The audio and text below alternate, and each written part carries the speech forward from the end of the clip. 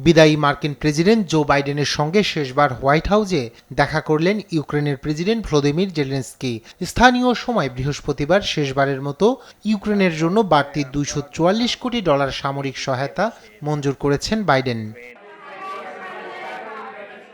জানুয়ারি মাসে প্রেসিডেন্ট হিসেবে তার মেয়াদ শেষ হওয়ার আগে আরও $550 কোটি অঙ্কের সহায়তার আশ্বাসও দিলেন তিনি। এরপর কে নতুন মার্কিন প্রশাসনের হাল ধরবেন সে বিষয়ে অনিশ্চয়তা সত্ত্বেও ইউক্রেনের সঙ্গে ভবিষ্যতেও থাকার প্রতিশ্রুতি দিয়েছেন বাইডেন। এই মুহূর্তে আমাদের যুদ্ধক্ষেত্রে ইউক্রেনের অবস্থানকে শক্তিশালী করতে হবে। সেই কারণেই আজ $240 বিলিয়ন নিরাপত্তা সহায়তা প্যাকেজ ঘোষণা করতে পেরে গর্বিত।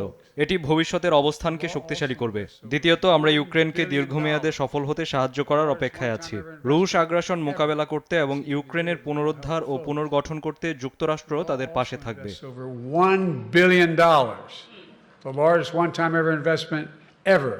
এদিকে যুক্তরাষ্ট্রের প্রেসিডেন্ট নির্বাচনের ঠিক আগে চরম অনিশ্চয়তার মুখে পড়েছেন জেলেনস্কি। ডেমোক্রেটিক দলের প্রেসিডেন্ট পদপ্রার্থী ও বর্তমান ভাইস প্রেসিডেন্ট কামালা হ্যারিস নির্বাচনে জিতলে ইউক্রেনের জন্য মার্কিন সহায়তা অব্যাহত থাকবে এমন আশ্বাস পেয়েছেন তিনি। তবে রিপাবলিকান দলের প্রার্থী ডোনাল্ড ট্রাম্প আবার হোয়াইট হাউসে প্রবেশ করলে সেই সংহতি প্রবল ধাক্কা খাবে বলে মনে করছেন বিশ্লেষকরা। German car companies to become American car companies. I want them to build their plants here. ইউক্রেনের জন্য যুক্তরাষ্ট্র তথা পশ্চিমা বিশ্বের সহায়তা যতটা সম্ভব প্রসারিত করা যায় সে নিয়ে জার্মানিতে এক উচ্চ পর্যায়ের বৈঠকের পরিকল্পনা করছে বাইডেন প্রশাসন। 50টিরও বেশি দেশের সহায়তার মধ্যে সমন্বয়ের মাধ্যমে ন্যাটোর নেতৃত্বে রাশিয়ার হামলা মোকাবেলায় ভবিষ্যতেও ইউক্রেনকে সাহায্য করার পথ খোলা রাখার চেষ্টা করছেন বাইডেন। রায়হান কবির শুভ্র, নিউজ ডেস্ক, দেশ টিভি।